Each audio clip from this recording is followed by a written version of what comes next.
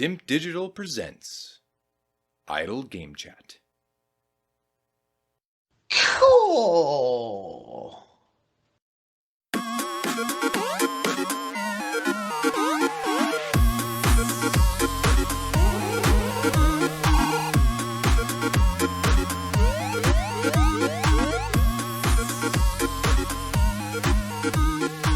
Hello, apps here from Dimp Digital. Welcome to Idle Game Chat. This is the weekly video games podcast where we talk about the games that you can play today. Oh, fuck the opening for once in my career. What are we here to do?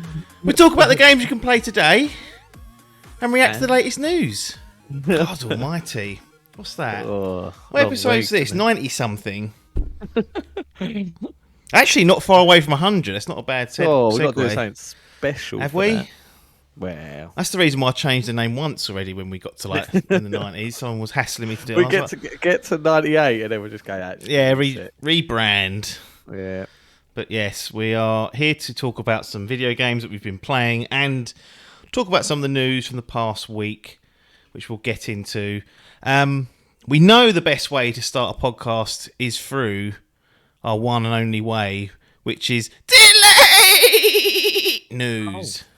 I had to do some cash in hand jobbies. Well, we do have some delay news. But before we announce delay news, you just showed everyone a beer, and the people in the audio want to know what it is. Vocation.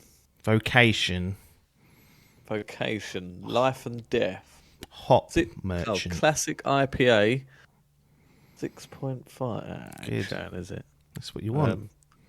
Yeah, I don't know what it's very much similar to Brewdog, but Vocation Brewery. I've never actually heard of them, to be honest. No. This was given to me by Yellow Boots. He Yellow got Boots. it as a present. Oh. He's a teacher, so he got it as like one of his parents give it to him, and he doesn't like IPA because he's a wuss. Oh, he doesn't like that. It's interesting that because I remember you telling a story about how he. As a present, once he got you Final Fantasy VII Remake. Oh, yeah. So the value in presents are going down. Yeah, they are. Now I'm getting single stub-canned IPAs. instead of brand new 7. Oh yeah, it was a PS5 core. That was that got in just before the £70 madness. PS4 jobby, wasn't it? Yeah. Unbelievable. Well, mind you, it was worth £70. That was brilliant, that game. Yeah, it was good. So do you reckon the next one will be? That'll be a 70. Yeah, it will. I can't see how it won't be. Funny enough, I was going to... If we were running low on... had extra time, I was going to say I have recently just finished watching a playthrough of the original, or Final Fantasy VII original, because I was like, I'm not going to play it. And Sam was like, well, why aren't you playing it? And I was like, I kind of get what you're saying, but... It would take me so long because I don't know what I'm doing. You can't. When you just watch someone, they just go through the story. I just wanted to know the story beats and roughly what the game was doing. So it took me a while. I've been sitting at that for a few months now. It was like 35 hours in total, but watched like a couple of hours a week and then get through it. And here's what I'll say to you. We will get into delay news because we've opened the segment. But here's what I'll say to you, Adkins. I think you need to make a choice. Yeah. You either need to do what I've done and read up, inhale, ingest Final Fantasy VII Original plus some of the companion stuff. I'm talking like Advent Children film. I'm talking Crisis Core. Yeah. Not seen that. No, that's not a film. That's an old game. That PSP game? I think it was. Yeah, I think it was on PSP actually. So it'll be one of those watch jobbies. Yeah. So you either do that because what you did, you played up to Midgard and then stopped. I found out how roughly. I didn't know when it was going to end, but people were saying like, look, it's going to go up until this point. I'm hoping they'll do the same. Well, but that's what you're saying, is it? I'm saying you either do what I'm going to do, which is just inhale this information and be ready, or walk away from what you're trying to do, go in completely blind. Don't play the original because it's more complicated than you think, and you either want to be involved in like the crazy stuff, or you want to be completely distanced from it entirely. You want those surprises because it can work for both audiences, I think. Right. So I'm just telling you as a warning: either get involved and then jump down the old Metal Gear Solid conspiracy theories that was had for Metal Gear Solid 5 that never came true, or keep it at arm's length and just hope that most of the surprises that they're coming out in that game you can keep. True. But yeah, that's not bad. There's a brilliant video you should watch of Robert Pattinson talking to Zoe Kravitz, who played Catwoman. He's explaining the love triangle between Cloud, Tifa, and Nerif. Yeah. It's fucking brilliant. And her reaction is even better. She's just like, what? What are you on about, you geek? Yeah, it's brilliant. Yeah, you had to be there in 97. Yeah. Anyway, delay news. Suicide Squad kill the Justice League. Sefton Hill, creative director and co-founder at Rocksteady, he sent out a tweet. Suicide Squad kill the Justice League to be delayed until spring 2023. I know a delay is frustrating, but that time is going into this to make it the best game we can. I look forward to bringing the chaos of Metropolis together. Thanks for your patience. And nothing really to I don't actually care about that much. It's a game I probably will play eventually, but I'm more pissed off that I've got it in my fantasy team.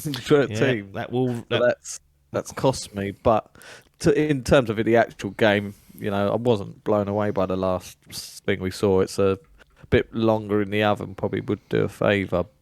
Yeah, but yeah, I suppose because they're pushing that. They've got the release date for that other one, so maybe they're gonna. Even though that's not Rocksteady, is it?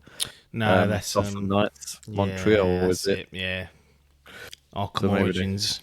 Yeah, chaps and chapesses. One Batman game at a time. Yeah, I mean, it always felt like they sort of were announced / revealed in similar time windows, and it's like, why are they aiming for the same or a release year that's the same? And I was like, now at least unless Gotham gets delayed, there's going to be space. Like, I really do think they could deal with having at least 6 months apart, just because I'm not sure how whatever comes second, or even people might say, well, I don't want to play. The Gotham one because we got Suicide Squad coming in a few months. So fucking Wonder Woman coming as well. Oh, God. That ain't probably 2025 for that. We only saw a picture, didn't we? Screen game. Bit of housekeeping.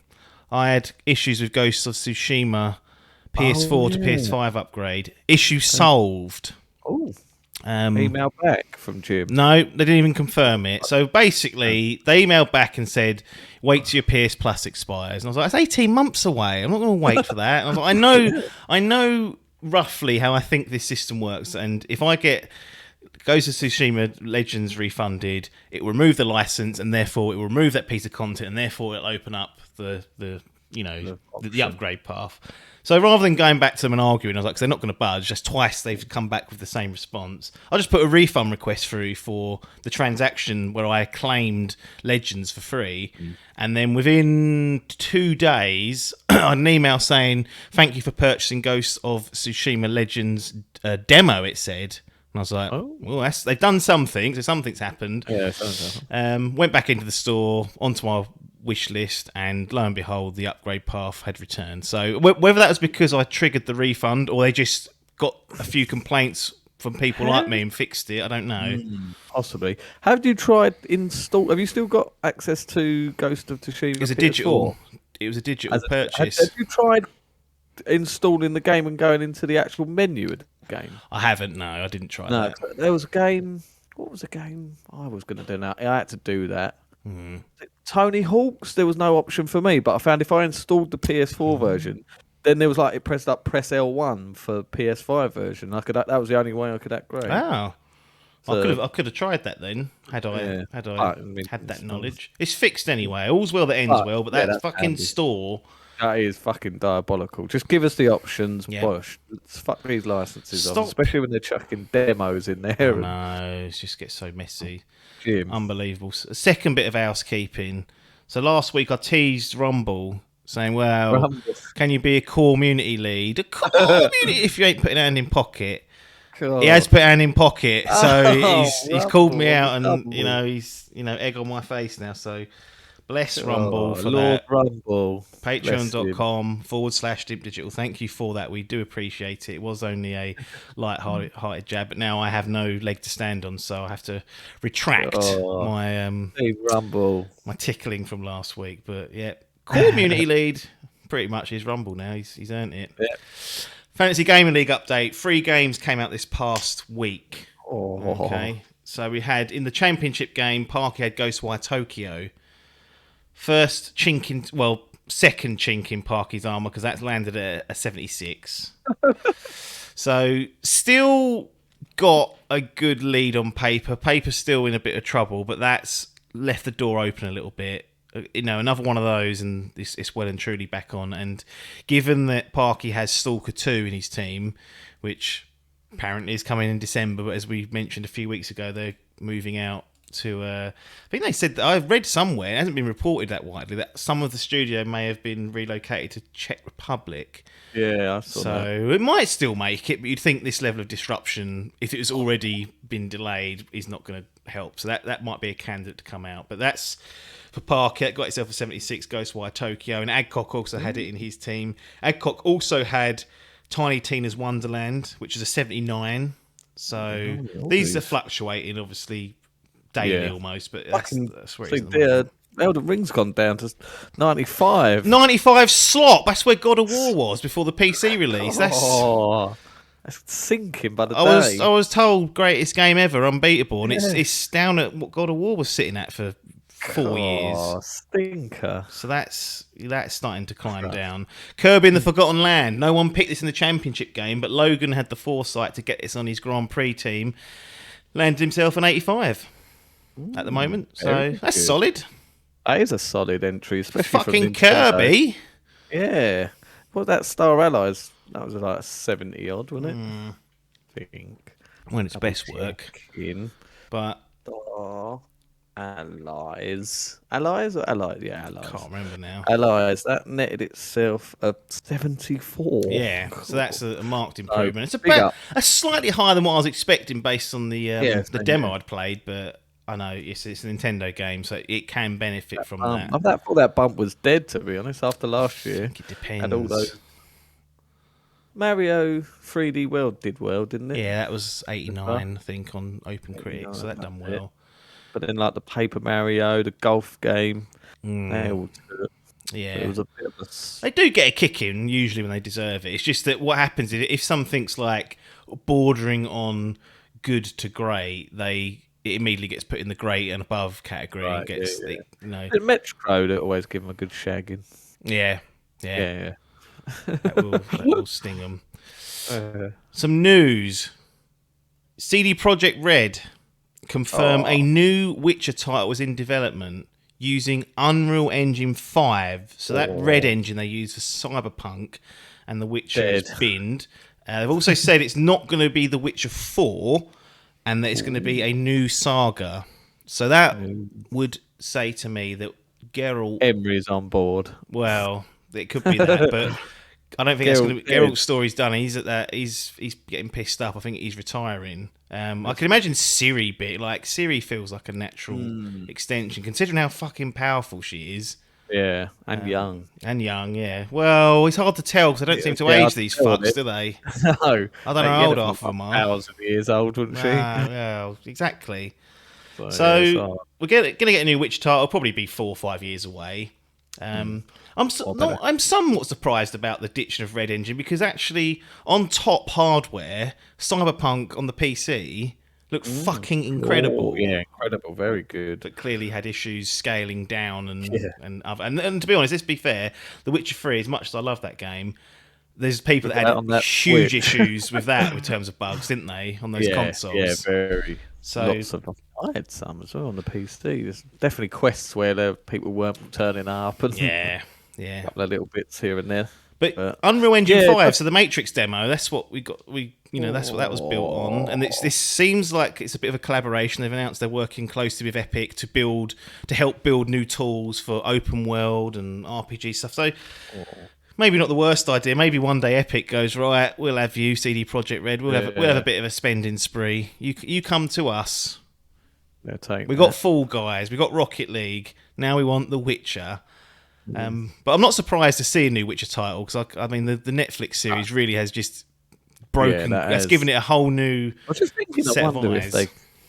Would you think they'd... No, because like you say, this Geralt story. I'm just thinking, could they get Emery involved? Well, would that be?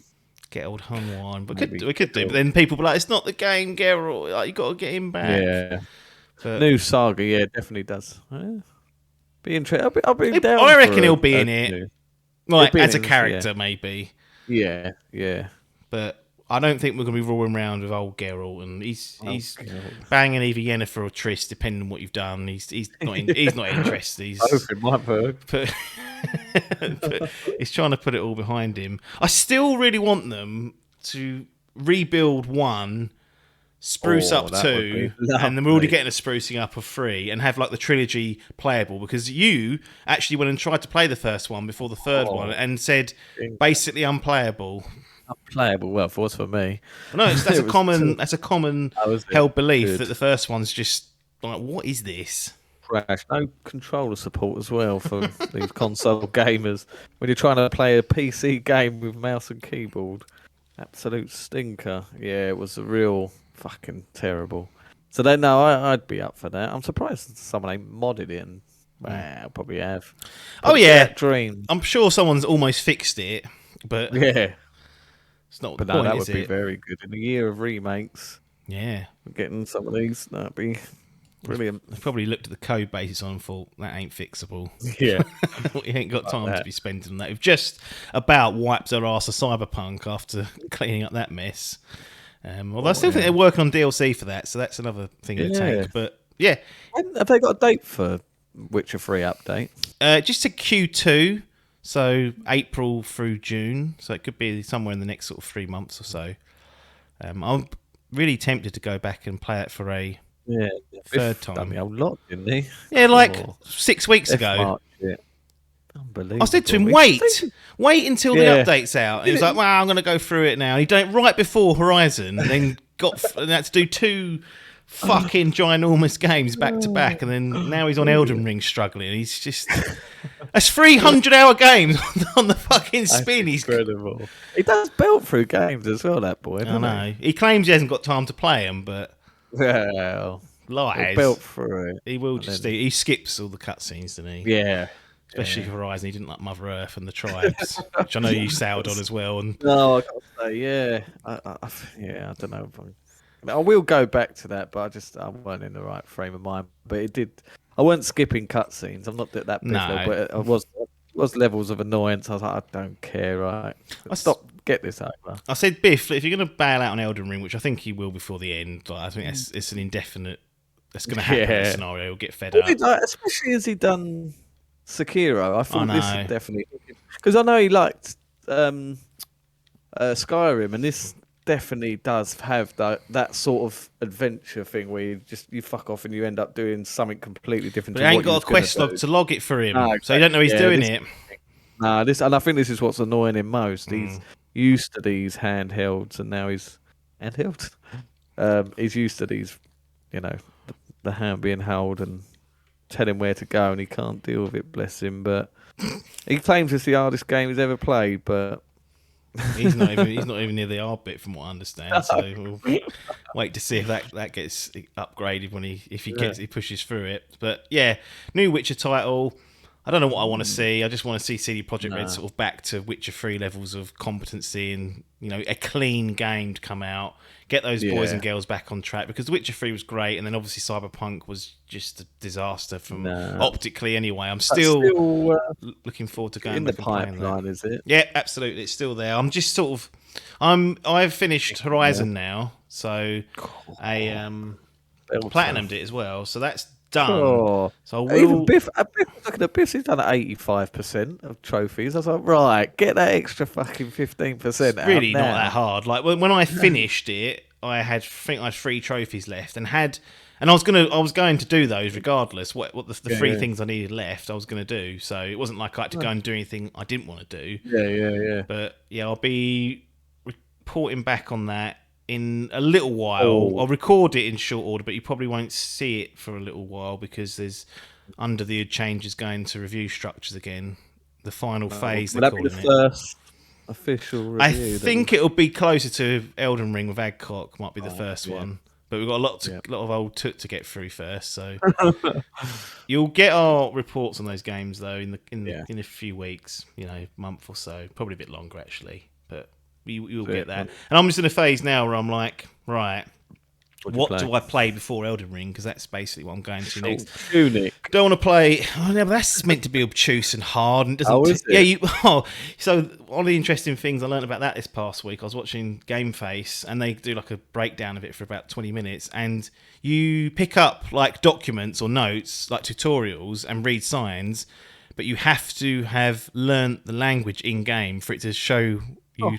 Even the controller layout is in a foreign language until you've learned enough of the language to. Yeah, so that's not a breezy game either. That's a brain tickler. I thought that was about another like Death's Door type thing. No. So what I've gone for is I've pumped on F1 2021, which came to Game Pass, and they've got a Breaking Point story mode, which looks like you can play through. You have to play through like 2 seasons, although not the whole season. You just sort of it drops you into scenarios during the races, and you have to sort of you start 6th, let's finish first, and you have to meet that objective. So I'm going to just hammer through that, and then maybe a couple of other small titles, and then sit down and go, right, let's get this Elden Ring. Hopefully by then, PC stutter's sorted, but won't hold my breath. But Cyberpunk's not on the table yet because I don't want to play Cyberpunk, like a big game like that, and then jump into Elden Ring. 100 hour if you're going to see everything. And the longer I wait for that, the better that'll be. So that's always a good thing. They're still patching it now, like little hot fixes and stuff. As they should. As they should. Jim's been busy again. He bloody well has. PlayStation to buy Jade Raymond's Haven Studio. Did he do the original Assassin's Creed? So my understanding is original Assassin's Creed and Watch Dogs. That's her fault. What's her name? Jade Raymond. Hasn't shipped anything for a long time. So a lot of the press think of her highly. Those in the know say that those that have worked for her it's great as well. Like great to work for. Like good leader, etc., etc. But she was a producer on both of Assassin's Creed. She was involved in Assassin's Creed 2, Bloodlines, Blacklist as like an executive producer. But then had that awful time where she went to Stadia and that game got fucking flushed away. And then they set Haven up, which is kind of what they're working on now. But Jim's gone out and bought it. Him and Herman have come along and said, look, we know we sort of helped you get start-up money last year.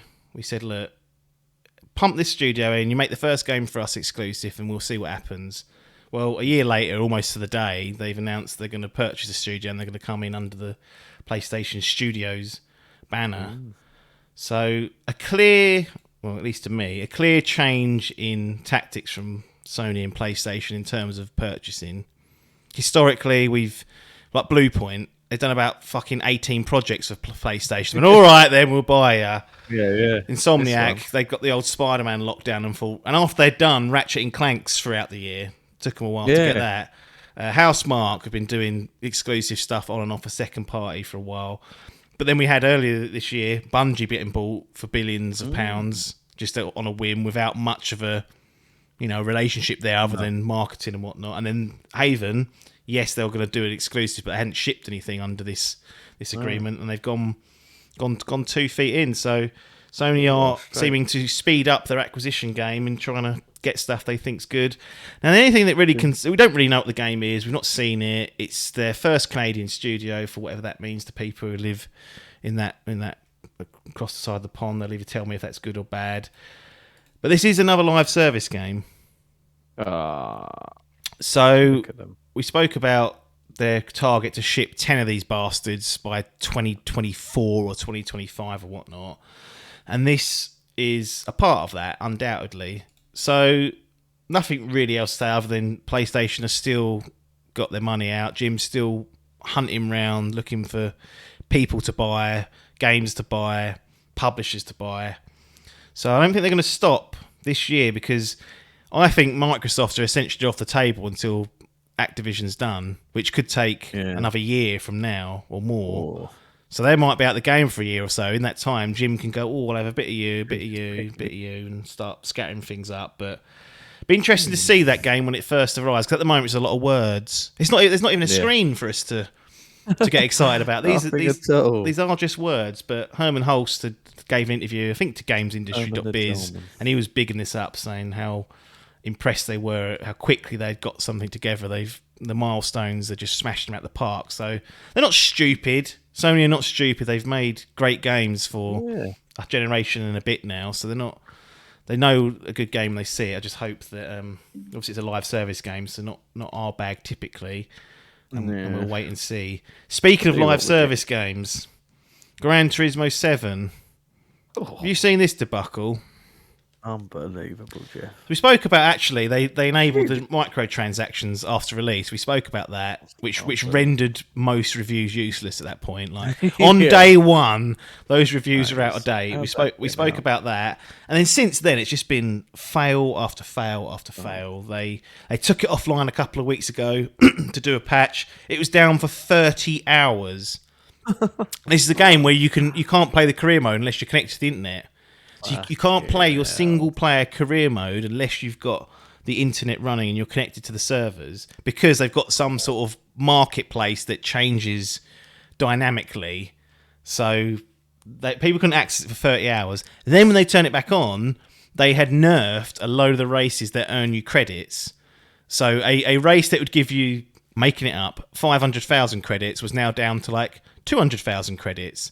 So one of the things that had been noticed by a lot of the fan base was that you can buy the credits as microtransactions, obviously, and this next patch that had came out had essentially made that task harder, because people had found farming tracks and circuits and championships. Right, here's the way to min-max it, so we don't have to spend as much time. We can get as many credits as we want. Anyway, so they all got review bombed on Metacritic. Let's just having a look. 1.6 the user rating. Lowest ranked PlayStation exclusive game of all time, user rating. I mean, I know the user ratings are not overly reliable, but they clearly are useful, because after all this backlash, basically they're starting to correct some of the mistakes they've made. We had a PlayStation blog put out by the big boy at Polyphonic, and he's basically said, look, we hear you. We're going to start making X, Y, and Z changes. I'm not going to list them all off, because without context, it won't make much sense to us. But, it's worked. The noise has worked and whatnot. And, look, we spoke about it's going to be live service game at Haven. Clearly, Gran Turismo 7, maybe not in stealth. Well, stealthily, is a game as a service. That's become evident by the way they're doing that. And doesn't bode well if Sony want to ship 9 more of these in the next few years, because they've just stumbled all over this. The way I see live service, and this is stuff that I've heard from Destiny Dave, who's been involved in that, is what happens is that the developers, the publisher, whoever's making these decisions, they try and push. They push and push and push and think, hey, what can we get away with? Yeah. So they go, right, let's do that. Let's make it really hard for them to earn that. And then let's listen to the noise.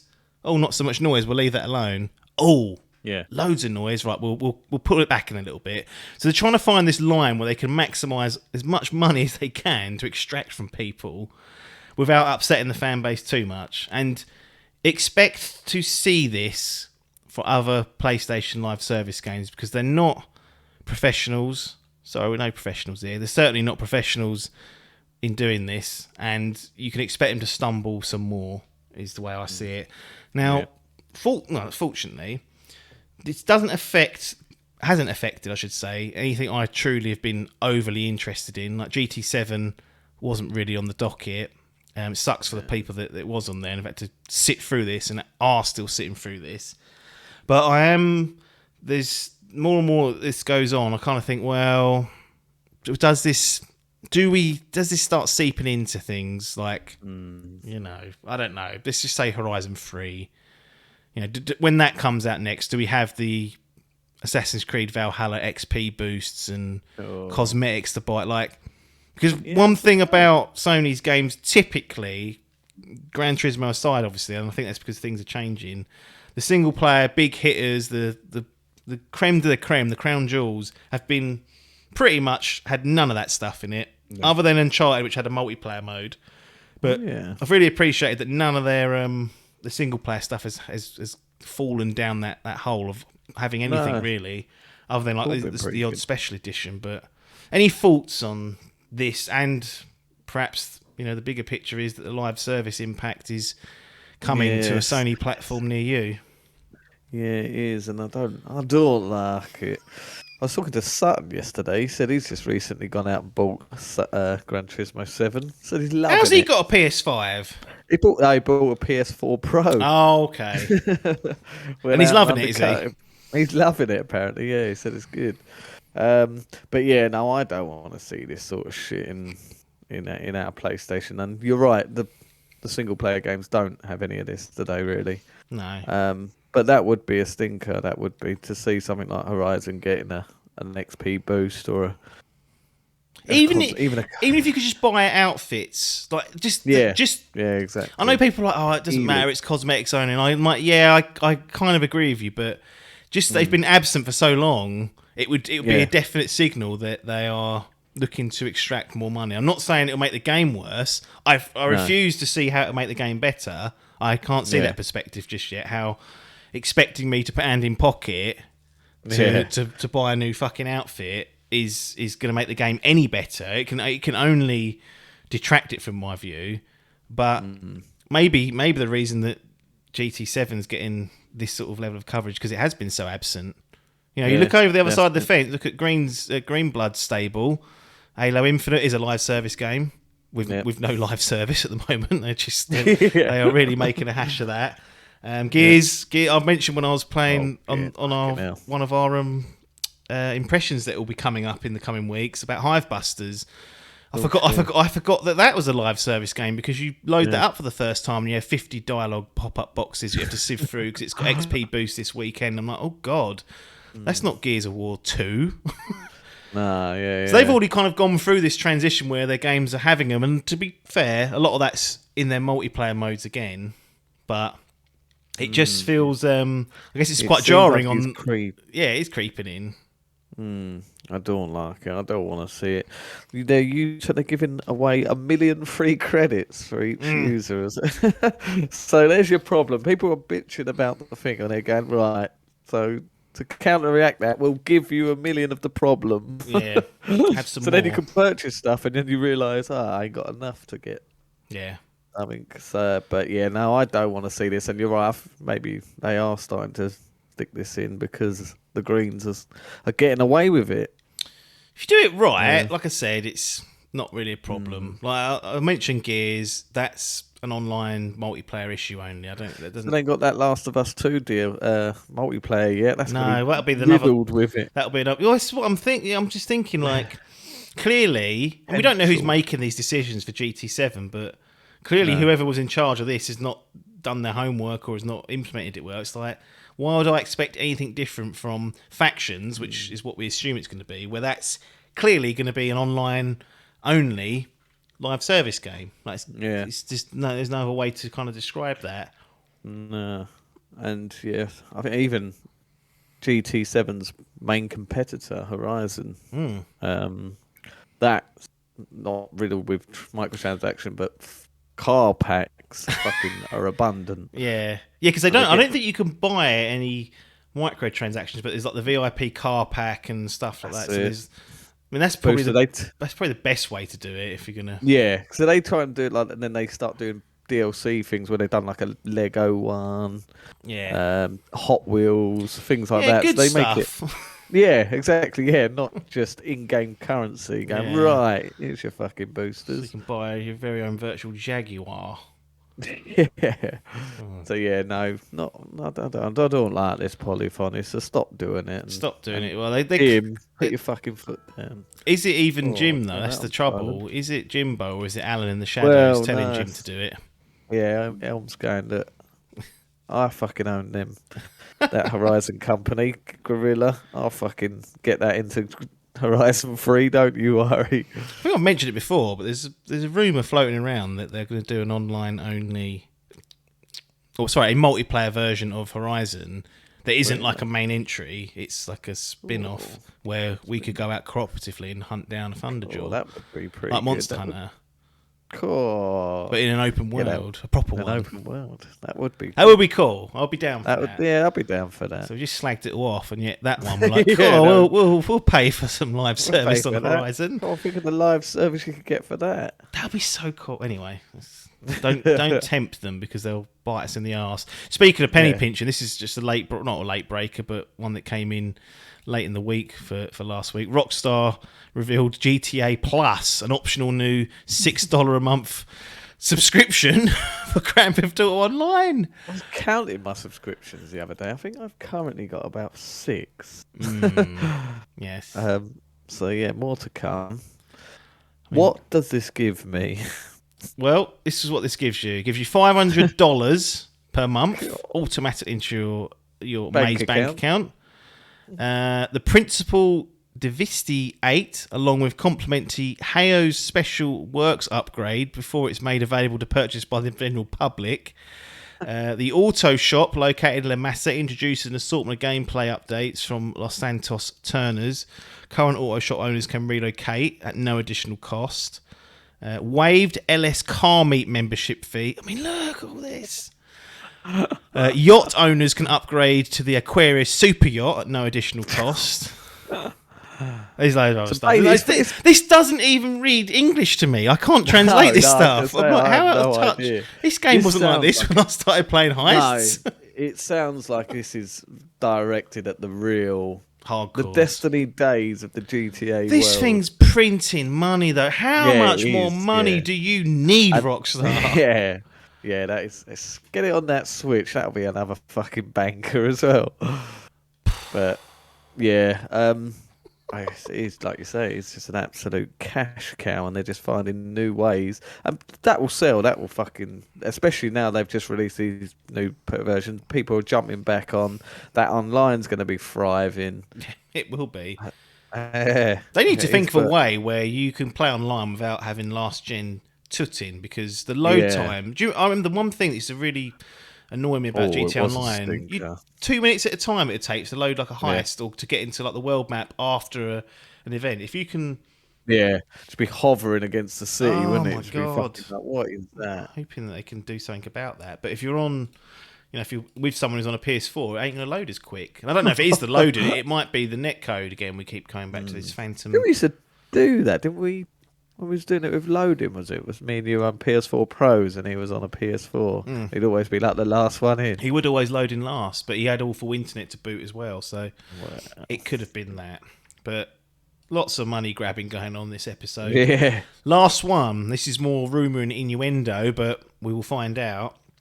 According to Bloomberg, so people that are listening to this in the public sphere...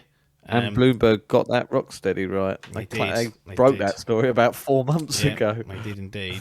So again, you can probably take it to the bank, but those listening on the Monday, if you're a patron, you probably have early access to this, but I never say you definitely do because it depends on scheduling. But Sony are due to unveil the PlayStation Plus subscription. Spartacus, we're going to find out. Now, the rumours, there's printed rumours out there from Bloomberg about what it's going to contain, what it's not going to contain. The prices aren't nailed down, the names aren't nailed down. But we will talk about that probably on next week's episode in full, because they should give us all the details that we need to know so we can talk about it properly. So one of the items, though, is that one of the middle tiers will come with downloadable games, highlights. They're saying they're going to be half decent titles available on this middle tier to potentially to download. So what I'm asking for you is a prediction on one of what you would consider a highlight title, that not what you want, because you'll just say God of War Ragnarok, and that ain't possible. I was going to say, I've just seen a thing that said they reckon that will not. Yeah. I don't think it says the rumor is that day ones are not going to be there, but that does leave them with a lot of other games that have come out recently or whatnot. So what they're going to come with, they're going to want to come with a splash here. There's going to be let's assume no day one stuff or upcoming stuff that's already come out. So what would you predict that one of these splash games that they say, right, if you want to go on this package, here's one of, 5 games that you're going to get. Hit me with a game that Jim Ryan needs to be locking down. One or two. a big one. Yep. Death Stranding director's cut. Okay. Okay. Yes. Or Ghost of Tsushima director's cut. Okay. That's good. That's more conservative than what I was thinking. Yeah. What was you thinking? I'm thinking one game. There's only one game that makes sense. Yep. It ain't sold very well. It's got great reviews. It's meant to be hard as fucking nails. A little known game called Returnal. Oh, We're about a year out from its release. Yeah. That's a bit of a statement. It's like, look, we're not going to give you last gen stuff. True. Here is a current gen new game, and don't tell anyone because it didn't sell that well because we put it up for 70 quid and hung it out to dry. That is my prediction, that Returnal will be part of this initial sort of like, come join us, here's what you can get access to. I actually think it's a really good, smart one. I think that's very good because that, I mean, I'm going to get it anyway, but that will... it's a game that will get me. Yeah, I probably will. Yeah, I think so. What if Jim says it's 16 quid a month? Oh, yeah, that's a stinker. That was one of the rumours. Oh, really? I assume they'll do an equivalent to the Ultimate Xbox. I think that's the one that Grub had put down as like $16 a month, and that had back compat bundled in as well. And then the middle tier would have these games. Basically, it'd be PlayStation Now boosted with PlayStation Plus. PlayStation Plus would continue on the bottom tier. It'd be the games, like those monthly games, plus the online play. Although my biggest fear of this whole thing is, again, we'll find out next week, is that it's actually a smokescreen for them upping the price of base PlayStation Plus. Right. So you get this now. And it's like, I don't want that. Yeah. It's 12 quid a month now. No, honestly, I don't want that. I'm fine with just having the monthly games and the internet I don't use. Well, we haven't got that anymore. And you can't buy it unless you do it in month by month. And your cloud saves it. And your cloud, yeah. Fucking hell. That's my fear, is that this is actually a ploy to just make everyone pay a bit more on the bottom tier. They've got 48 million subscribers to PlayStation Plus, paid customers, that is. People saying, Sony don't know what they're doing with subscription stuff. I'm like, well, they do. They do. They've just we assume that it's a service. It's not. It's the same thing. Yeah. So if they can get another couple of quid out of all of those, not a bad one. Yeah. No, I think I probably will. Yeah, get it as well. But yeah, Returnal's a great shout. I didn't think of that. No one's buying that now. They've just released the co-op mode in Ascension, like that tower mode. Demons. Get out. You know what? Well, here's a question I'm going to ask Adcock. It's like, how do you go back? How do you go back from Elden Ring to Demon Souls after this? And I don't know if he's going to have an answer for that. So even just down to jumping. You can't jump in Demon Souls. Like, fucking hell. So I'm wondering whether I need to play Demon Souls first. Yeah. I was going to say, going back, these fucking... even down to little things called Stakes of America, which you'll learn what they are. God. There is no going back. There's no going back. They have bollocks to every Soulsborne game. Shatter over it. Good jumping on point then. But no, we'll see what they do with the play. Actually, Demon Souls wouldn't be a bad shout. You're right. It's a good... Yeah. Let's jump on the Elden Ring bandwagon. From Software title here. We're giving it away for £16 a month. But what else is there? What's the other one? Miles Morales. Yeah, maybe Spider-Man. I mean, it'd be interesting to see what they do. I'm mostly interested in actually what the backwards compatible tech is. Yeah. Is it still streaming to, or have they figured a way to get those PS3s downloaded? Because that's the thing that would tempt me for a short period of time on the top tier. Yeah. Just to play a few games on there. Like, I want to play the first two Infamous games. Oh yeah, I played the first one. What's it? Resistance, Stranded. Resistance 1, 2, 3. Yeah, but Zone of the Enders. I just had the Metal Gears in one place. Oh yeah, that would be good.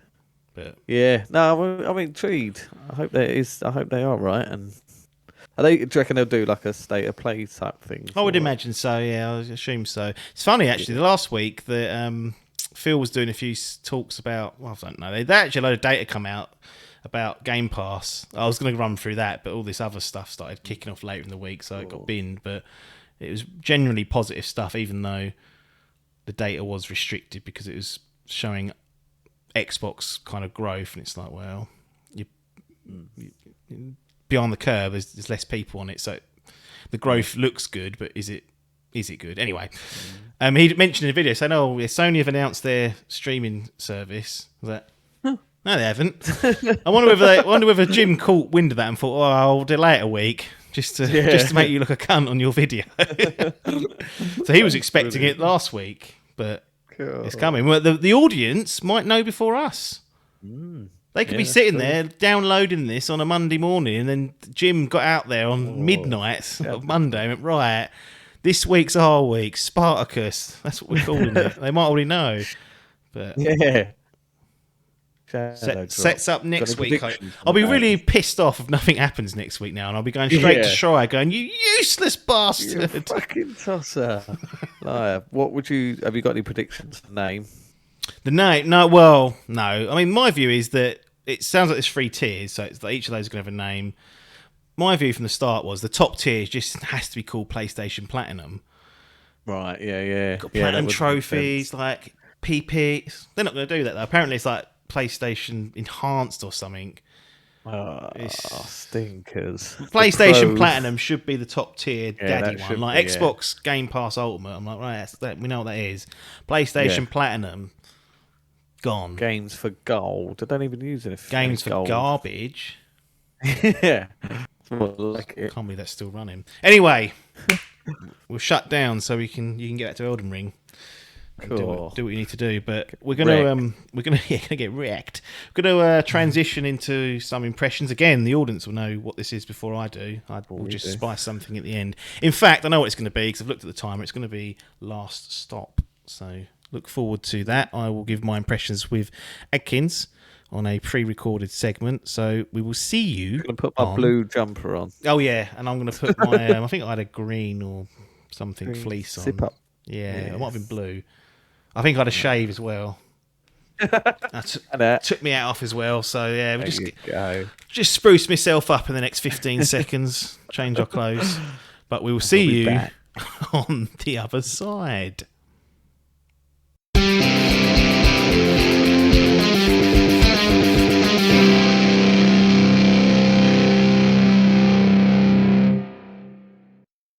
Here we are then, going to do some gaming impressions. Me and Adkins are finally getting back into the groove of this. We've been neglecting it for a little while. Oh, the poor fuckers have been... We've got our own backlog. We have got our own backlog, so we're working through that. And this is one of those sessions, so you'll be hearing this at the end of a future podcast, and hopefully you've enjoyed our wrap of the news or whatever else has happened that week.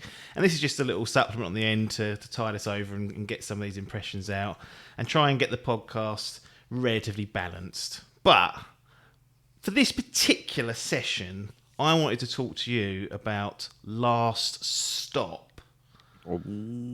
So this is an Xbox Series X. With it. What is it? It's a Game Pass game. What?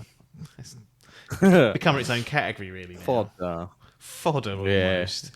But no, it is on Game Pass, but it is on all other platforms. So it's on PC, it's on Xbox One, it's on PS4, PS5, Switch. So it's all on there. It's an adventure game, so it's one of these narrative-based choice malarkeys. But the thing that really caught my eye about this particular one is I like narrative games. I haven't played these adventure-type games for a bit of a while, actually. I've actually been... a few years I feel like I haven't gone into one properly. The last one I may well have done was probably the last season of The Walking Dead when that finally announced. I used to play them consistently. You remember me? I used to like Life is Strange, bang, Virginia, bang. Boom. So Variable State are the developers of this one, and they're the guys that did Virginia. Brilliant game. Brilliant. You loved that game. I did, yeah. It was really good. I enjoyed it. That was back in 2016. I don't think I enjoyed it as much as you, but... I don't know why it hit something with me, that did. Don't know why. It was interesting the way they'd done it because, as far as I remember, it didn't have any voice acting or script or anything, really. It's all done through visual and music keys. Yeah. Which was really interesting. So I did wonder, when I didn't do any research on Last Stop, I just saw it as those guys, and then I saw it was on Game Pass, and I was like, right, this is what I like when Phil gets these little fucking hopefully little gems on there. And I thought I'll give this a go. So I didn't really look into what it is. This is a bit of a departure from the Virginia take because there is voice acting. There's dialogue choices as well. And that's a bit of a big change for the Variable State boys and girls. And the way it's set up to be in London. So it's a very English-based tale. Beautiful. Got all these little Englishmen, all polite, roaring round the capital, loving life. But the way it's kind of structured is there's actually 3 characters that you'll take control of throughout the campaign. You've got like this fella called John, who's like a middle-aged, like balding father, single father, I should add, and he's got a daughter there. So that's one character you'll take control of. You've got a lady called Mina, who is like this high-powered, high-level, like she's like an agent for a. I would say like not quite MI5 because it's not government, but like an intelligence firm. That's what intelligence thing. Yeah, but it feels like they are private, so not government affiliated, but they're doing all sort of spy shit basically. Yeah. So she's kind of in that world. And then you've got Donna, who is she's like a teenage student. She lives with her mum, sister. A real diverse group. It is, yeah. So there's 3 very unique characters, different ages as well, which is cool, different genders, different ethnic, groups, all that good stuff. And it's focused around. It's kind of like a Black Mirror type setup in that there's supernatural elements going on, and each of these 3 characters have like their brush with this particular supernatural event that's occurring in London and perhaps in other places, and you go through the story of how that's affecting them, and then they intertwine at the end. Will they go off in their separate ways? There's all different ways in which you can kind of go through this and wrap this up, and you get choice of which of the characters you kind of choose to start with, but you have to play through 1 chapter of each before moving on. So you could pick Donna first, then you have to go to Mina, then you have to go to John, then it'll go to the next sort of phase of the story. So that's how the story's packaged up. It's not like you can just breakneck through John's. It wants you to kind of go through them all, at the same sort of time. Now, the script itself's pretty good. It's quite funny at times. It's quite well written. I think they've gone for like the very English nature of London, the quirks of sometimes of Englishness, and got that done reasonably well. It's a bit of a caricature of some people, but one thing I hate. There's no Essex cants there though. Oh, is there not? No. One thing, I can't remember what game it was or TV series recently. When they use, it probably was actually, when they use American actors, voice actors, to do English accents, and it sounds like the most forced. Yeah. It's like when English people do American accents. Yeah. It's Is it? Do you get any of that in there? I didn't know. I didn't get that. I don't actually know who the voice actors are, so they may well have done that, but. They do have that. They do sound a bit dopey. Right. A lot of them. I don't know what that is. Maybe that's just how we sound. Yeah, possibly. Especially these. Bit rich coming from the Essex boys, but this mob sound a little bit dopey at times. Some of the characters you meet, but it's not distracting. I guess is what I'd kind of put it down as. It's very narrative focused, so it's not a lot of in terms of gameplay. There are kind of small little gameplay elements, like little mini games that you might play.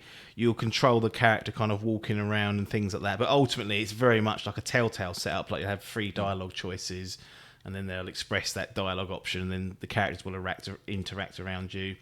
There's not really any choices though. It's not like you'll get to the end of each chapter and it'll be like, oh, John, your daughter's on the train tracks. Do you want to risk your life and save her, or let her get run over and mangled by it? Like, it's none of that. Definitive. No, it's just kind of like the way people are going to react around you, and you're changing that. So that's a bit of that empties the tank a little bit in terms of stuff that you can do to interact. It's purely dialogue written and dialogue kind of engagement. So from that perspective, I think it does lose a little bit of an element from. It's clearly going for like a Telltale approach, but it doesn't have the choices there and whatnot. You kind of funneled down the specific routes, but the art style is nice and easy on the eye. You'll see me typing. I'm currently watching trailers of it, so I can get an image of what you're telling me about. Yeah, I mean, the animation work ranges from like acceptable to poor. Very, very clean. It's looking. It is very clean. Yeah, it's not great though. Right. Really, it's okay. It's serviceable. I guess is the best way to kind of do it. I'm seeing characters without faces. It's interesting. Yeah, so only the key characters have faces. Like the rest of the people, like say if there's someone on a bus, like you're on a scene on the bus, the guy sitting next to you, you're chatting to, like a character you'll know, they will have a face, they'll be talking to you, but everyone else on the bus is just sort of like morphed, like faceless. I don't know if that's just some sort of like, they're just trying to be like, here's the theme of like, you're not really paying attention to other people, so they go, I'm just trying to be clever, but that fucking washed over me. But yeah, some of there's some nice little small gameplay things like brushing your teeth. Yeah, it's weird things like that. Making tea, right. Like really? It's just like I understand why they do it because it's like a bit fun to do this, but it I wonder if is this on Switch? Is there any? It's on. I don't know if it's got any motion controls actually. Motion controls, that's the one. Oh, it is very British looking, isn't it? Just watching this B-roll. They do get like the setting of like London really good. They do a good job of making it feel like that, which is can be a big risk for people. But generally the performance of the game's pretty good. There's no real problems in terms of crashing that I had. The story itself is, I'd say, pretty good. Not the best. Serviceable, yeah. And really, that's where it just doesn't quite have enough guts about it, really. No, I think they've obviously gone for something a lot more ambitious. Because they've got the voice acting, they've got the choices. It's got a lot more sort of guts to it. But I don't know if it's quite holds together as well as perhaps what Virginia did. No, I remember the music stood out as a big plus in Virginia. What's the music like in this? Is it? I suppose it takes a back seat as they're focusing. No, it's got that similar kind of vibe to it. They've definitely retained that level of, I'd say positive from Virginia in terms of the sound, including the voice acting, which I touched upon, and the music.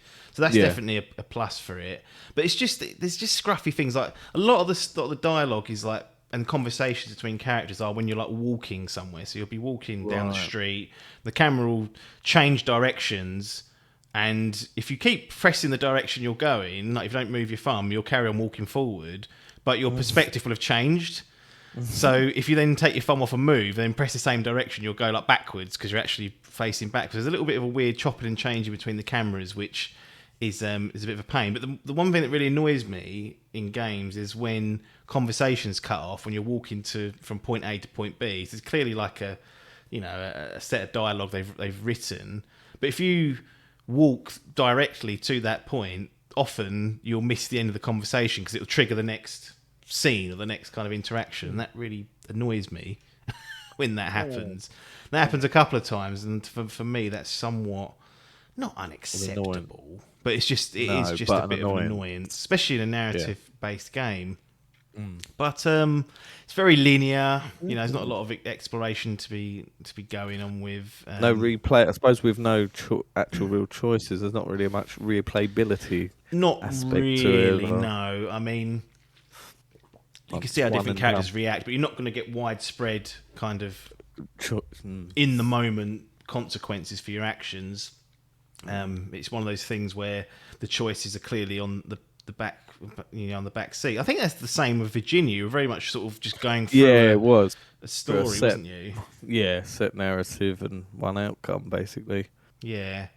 There are other outcomes in this. I'm not going to spoil exactly how that happens, but there are ways you can do that. So you could probably go back to see those, but one of those things that you often will just jump on YouTube, won't you, and just be like, I'll just see sort of the back end of it. It's strange because Virginia did have also a bit of sort of exploration to it. That you could go off the beaten path. Obviously, wasn't you a detective or something in Virginia? Yeah, it was. Yeah, if I remember, you worked for like the FBI, some sort of FBI agent, I think it was, and it was going through her life or something. It's been a few years now. It was 2016 that came out, so 5 years. Yeah. No, is there more? Yeah, 4, 5. No, 6. God, Jesus. So, been a little while, but yeah, I do remember sort of going through and you could find sort of notes and stuff that sort of built the lore of the universe out or whatnot. So yeah, I suppose, yeah, not being very linear. Interesting. Don't know. Is there anything else to add on that? Difficult to say with this one because it is so story focused. The more I sort of start tripping over myself, the more I'll give away. Yeah. It's one of those things that if you like these adventure games, then you may find something here. But I wouldn't say it's one of the best, and nor is it. It doesn't quite come together perhaps as well as Virginia. It's more ambitious. Yeah. But I think that's come at a bit of a cost for the poor boys and girls at Variable State. So, I mean... no one snapped these up yet? Oh, Variable State. No one. They said that's... Oh, Jim will be watching. Jim was fucking... He wants everything, he said. I'll give you 1 billion. They'll be like, cool, definitely. Yeah, take that. And he made 20 grand off the last game. Bloody hell. But no, it's if you like, it's something there if you like these games. But I probably wasn't a massive fan of Virginia. It wasn't like one of my favourites. No, but and this probably falls in just a little bit below that. So bollards being grabbed here. No, I wouldn't say so. I mean, it'd be interesting for you to go through it one day just because you loved Virginia so much to see how this stacks up. But I wouldn't say it's a must play, unfortunately. But that's kind of like what happens sometimes. But overall, I'd give it 6.5, 6.5. Just 6.5 for the just boys. Misses out on the championship sort of bronze recommendation. Level, so subpar. Unfortunately, they go for the ambitious one and fucking fall short. Bless them. A little bit, yeah. A few studios that seem to do that. I know, sort of. Was it old Paper's fucking boyfriend, Sean Murray? He sort of even though No Man's Sky was very ambitious, but they seem to have a good game, and then they go, right, we've got the fans now, let's go big. And typically, the next big game does always seem to fall short. Yeah, it's difficult, especially with the smaller studios, because obviously their resources are limited. Yeah. It's clearly talent here. It's just I think this one kind of missed the mark just a bit, which was a bit of a shame, but. One of those things. I wouldn't not a terrible game, but not one of my more memorable ones that I've played recently. So 6.5, unfortunately, for Last Stop. Well, this is going to be a relatively short one, short game as well, so it fits the bill. Nothing more for us to say here, other than thanks for your time and ta-da.